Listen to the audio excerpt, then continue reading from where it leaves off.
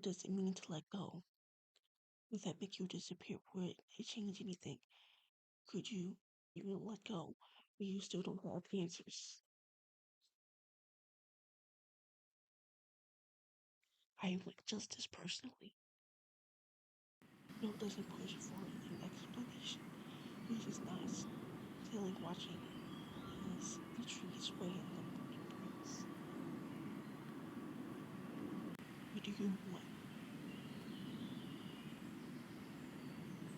I want to remember my name, my life outside of my death. I've actually put together some things, but I don't remember my childhood, nothing about growing up. Just nothing. College. Oh! Is there even any point to it? I'm dead. It doesn't really matter anymore. You don't have an answer for him. Instead, your eyes search around LIU of your brain, trying to solve his problem. Why? Don't we go to the cemetery? Though not standing up to follow you.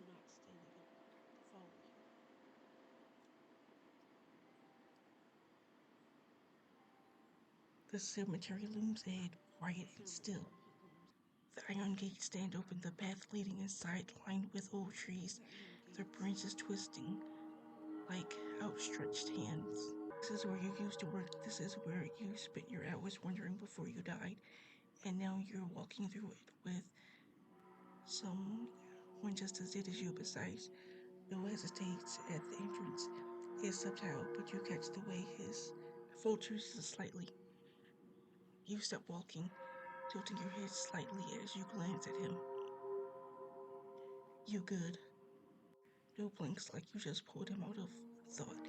He didn't realize he was having a... He exhaled, rubbing the back of his neck before shaking his head. Yeah, just weird. Being back here, I guess.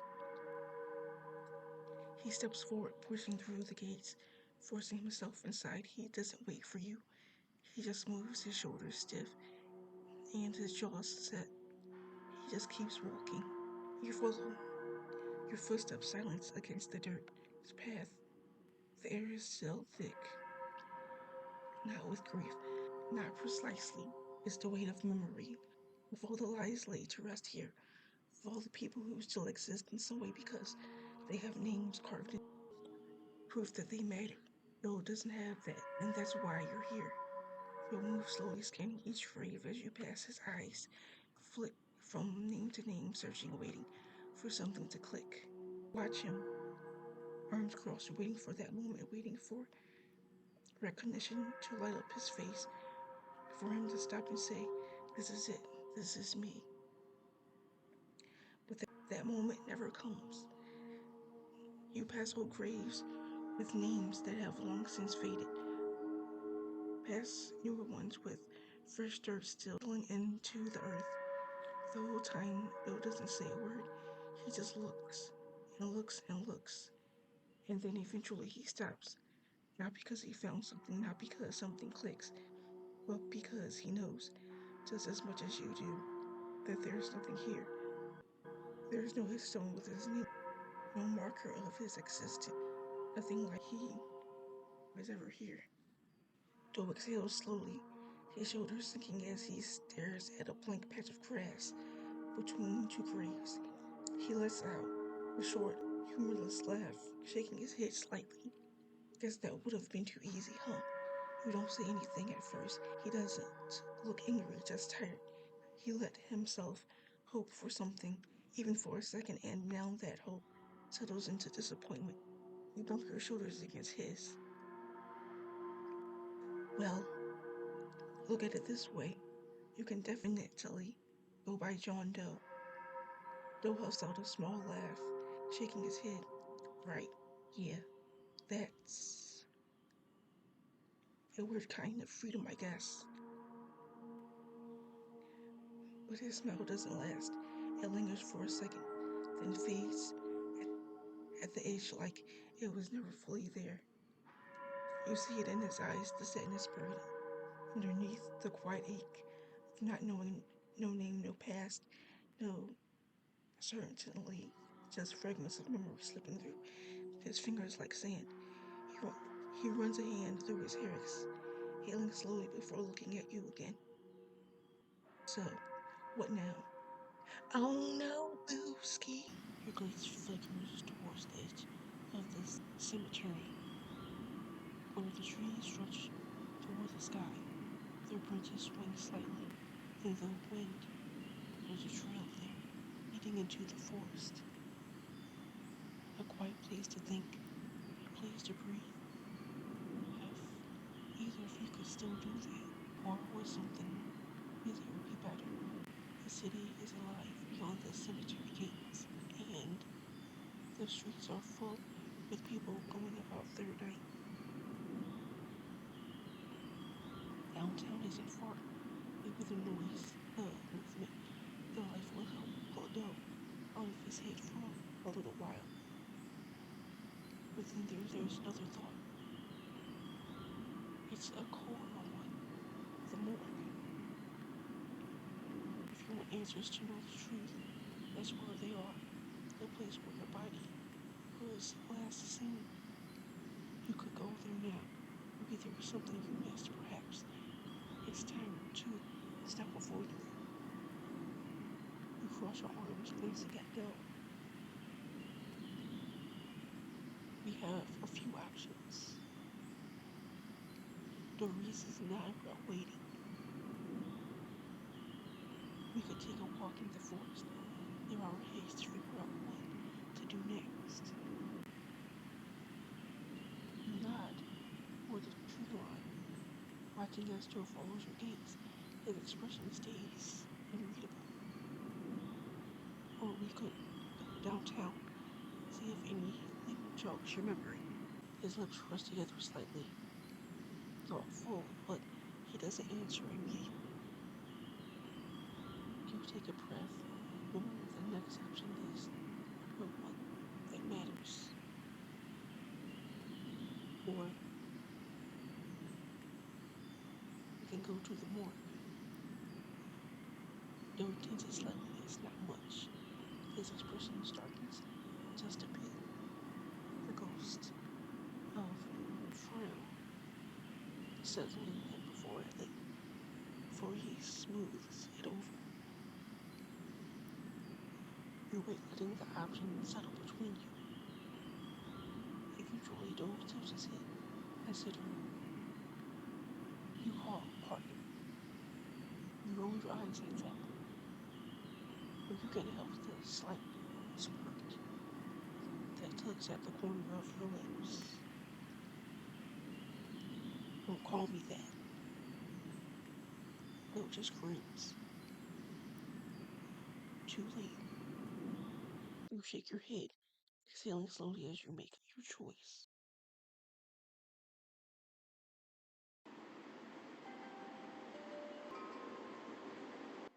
Sight on the forest, the trees sway with the wind, their leaves whispering in a language you can't quite understand.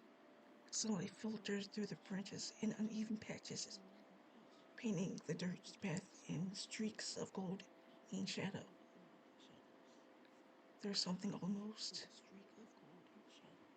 peaceful about it, you know. You made the right choice. You and Doe step forward, moving deeper, leaving the cemetery behind. Which way do you go? Forward. You walk for a bit, admiring the foliage. There is a pretty selection of flowers this season, which is surprising. You come to the other crossroads. The deeper you go, the more the air changes. It's subtle at first. It's just a shift, a slight temperature difference. The wind doesn't move as quickly here. The branches don't sway as much. Everything feels still. You stop at a crossroads. Three paths stretching out ahead. Doe steps beside you, his gaze flickering from one path to the next. This place is starting to feel off. Yeah, I noticed.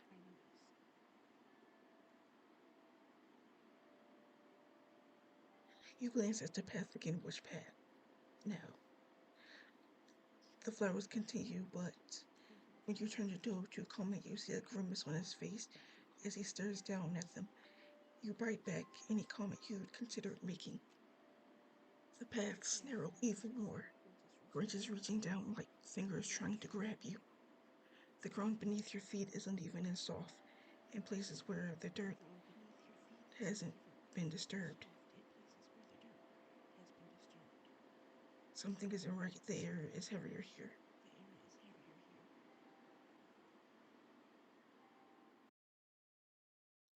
What path do you take last? The path ends, and you stretch your ghostly limbs, seeming to have enjoyed your walk. However, there are more pressing matters to attend to now.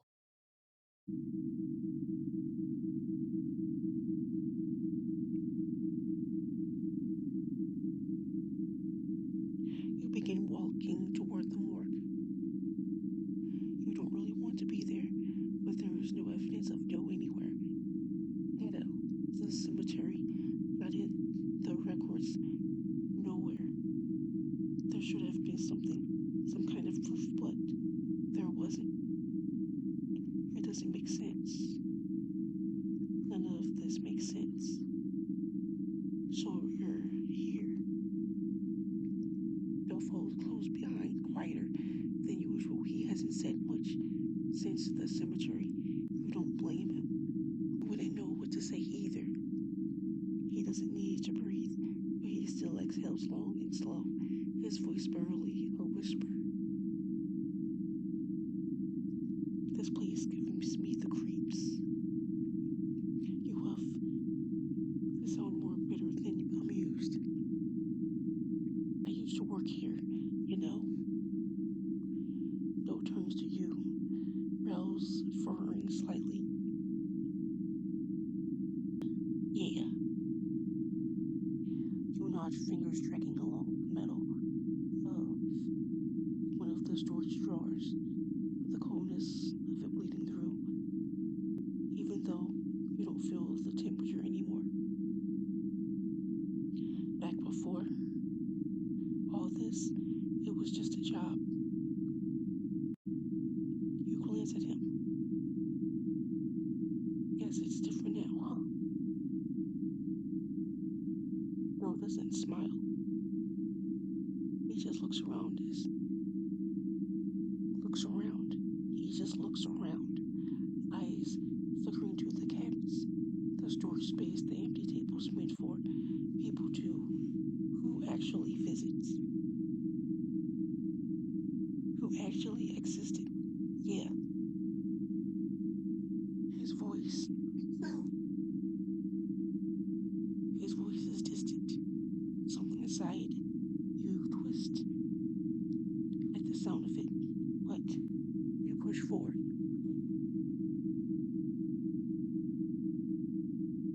You don't know what you're looking for. Not exactly, but you know you'll recognize it when you see it. There's something here. So you start searching. You move quickly, cabinet, drawer, storage space. Your hands ghost over them all, ripping them open. Your otherworldly abilities, then slamming them shut. It doesn't matter what's inside. None of it matters. Everything else is just noise until you find what you're looking for. The silence is thick. Then you stop. Your eyes catch on something out of place. A bag. Nothing remarkable, nothing fancy, just a simple, warm bag tucked into the back of a storage unit. You reach out, your fingers ghosting over the materials before you, pull it forward and zipping it slowly.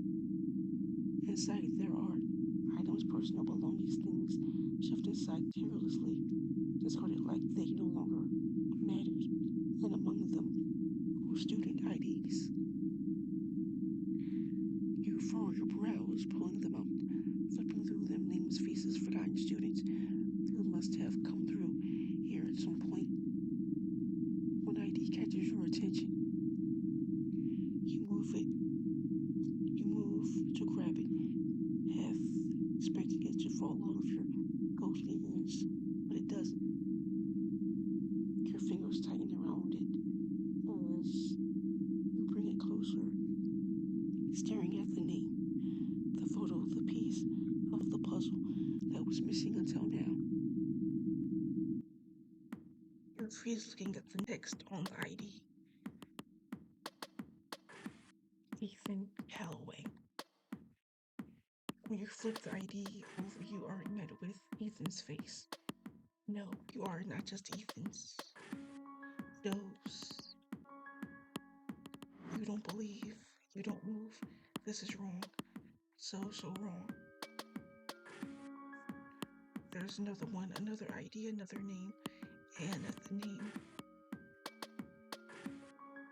Jude Marshalls. You frown, confusing, breaking through the horde, rooting in your chest. Your hands shake as you turn the IDs over, expecting what? Expecting a stranger's face, expecting someone you don't recognize. But it's not a stranger. The face you've been following. So time the face you spoke to. Wanted the face of the person you thought you knew. The face was supposed to belong to Ethan, but it doesn't. Jude's face stares back at you. Everything slides together. Jude isn't Ethan. Jude killed Ethan.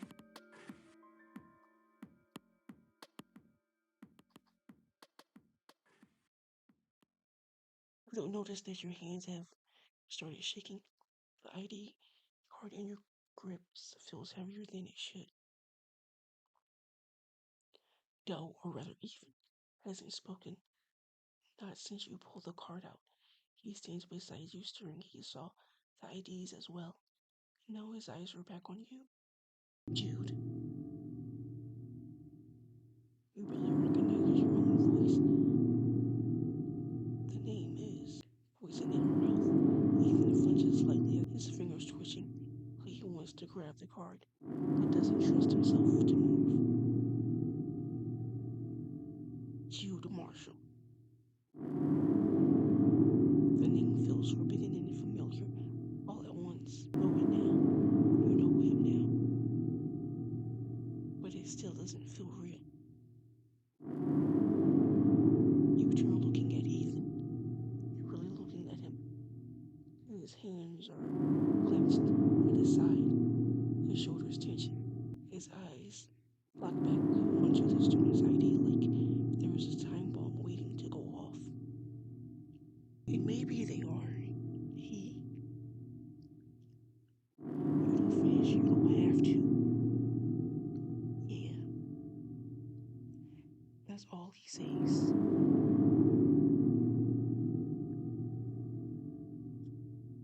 You were dating a liar this entire time, a murderer, a snail who shed his skin and stapled the flesh of another onto his back to pretend it was something it wasn't. Ethan. That's the name that should have been carved onto a headstone, but it wasn't. That's the life that disappeared without a trace. His voice is quiet, empty. Guess I wasn't even worth remembering.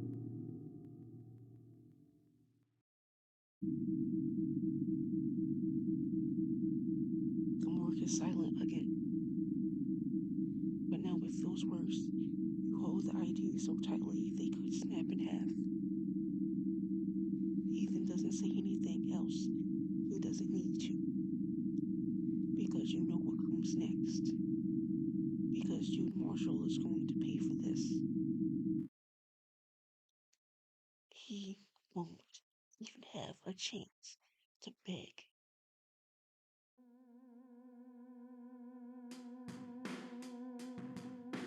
grip around the ideas tighten as you turn to leave the morgue. You finally have something to scare you with, but you still feel a linger and emptiness.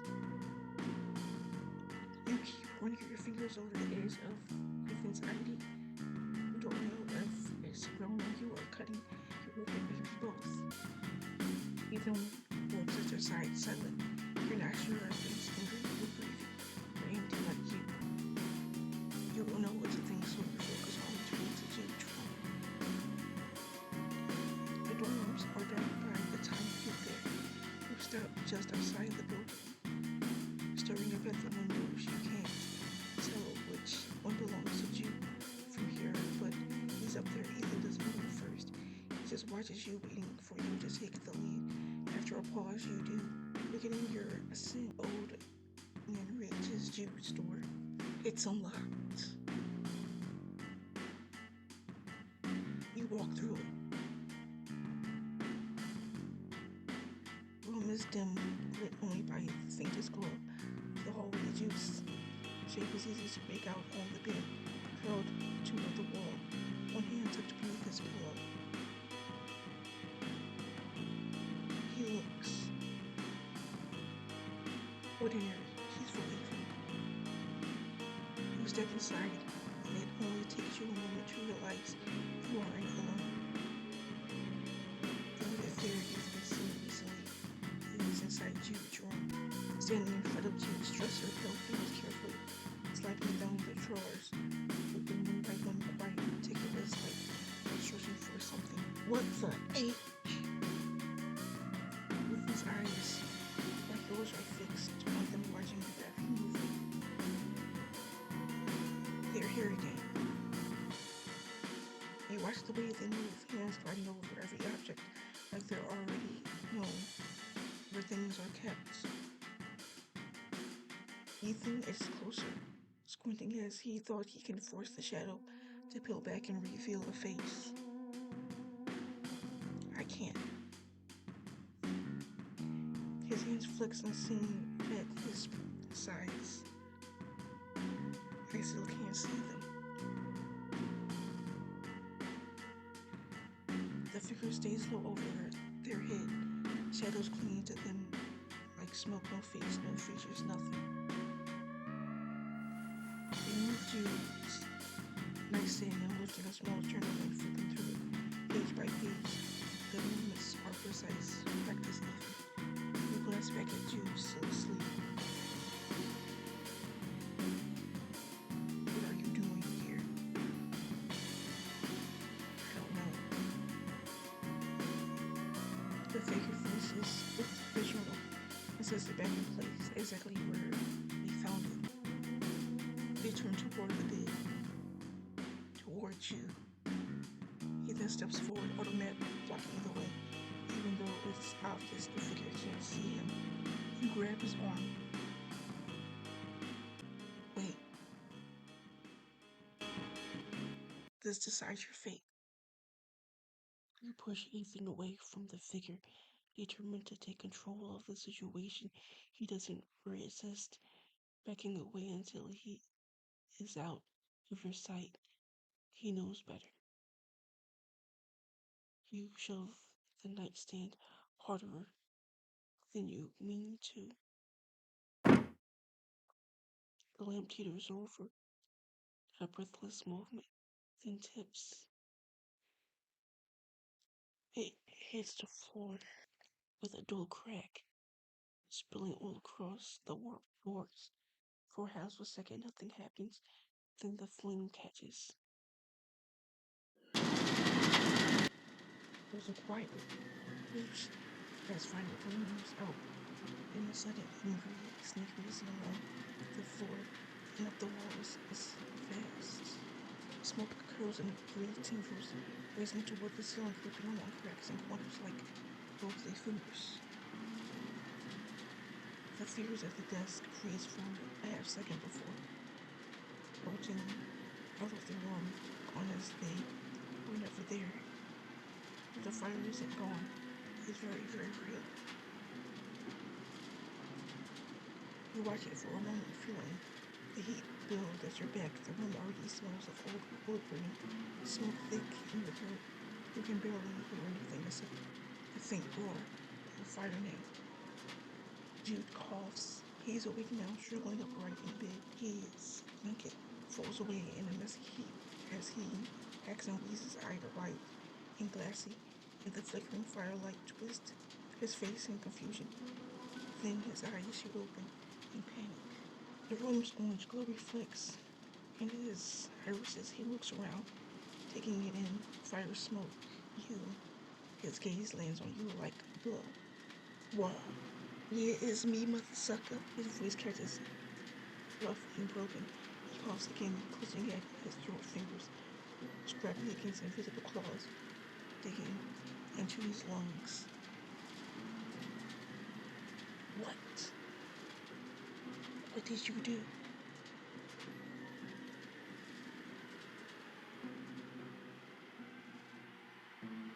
You say nothing.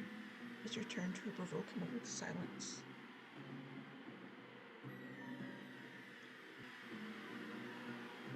Stay still, rooted.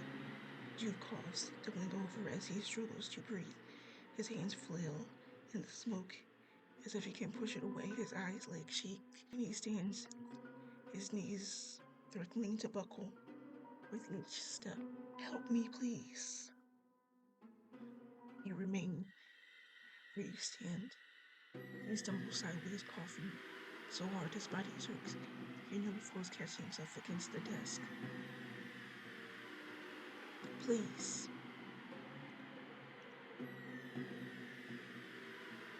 He repeats. You don't have to. Your eyes stare down at him. You know the expression on his face is nothing short of cold and unempathetic. Jude collapses near the far wall, his body aches as he coughs, again and again, less each time, shallower, until it stops, and then he's still. You listen to the crackle of the fire as it feeds on everything left. You expect to feel something, but you don't know. But you don't. No relief, not justice, not even satisfaction. Just hollow, like something inside you burned up along with the rest of it. You glance at your hand. The IDs are still there, Ethan. You, the edge of, the edges are soft now, melted, like melted a little by the heat. Ethan's face is half warped. Jude isn't. His photo stares back at you. The sound behind you makes you turn. You accept to see Ethan, but it's Jude.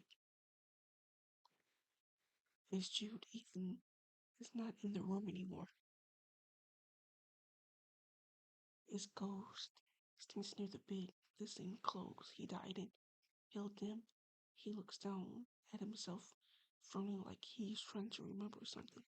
His eyes meet yours. He's terrified, rooted in place. You don't move. Neither does he.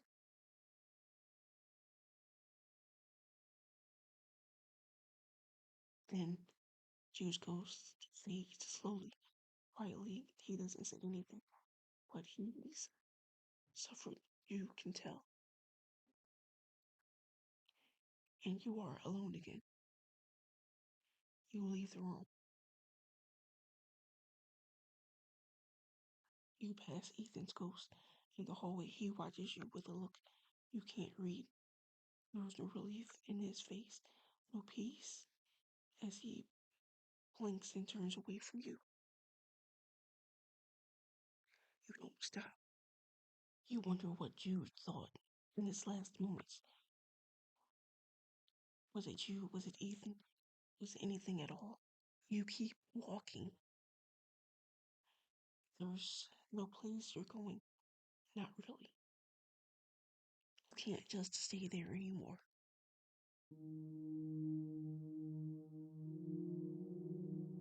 Your feet lead you to a lake in the forest, your reflection non existent as you peer into the depths of the water below. You toss the IDs in, they sink without a sound. You think about following them, but you don't. You couldn't if you tried. You're stuck here forever.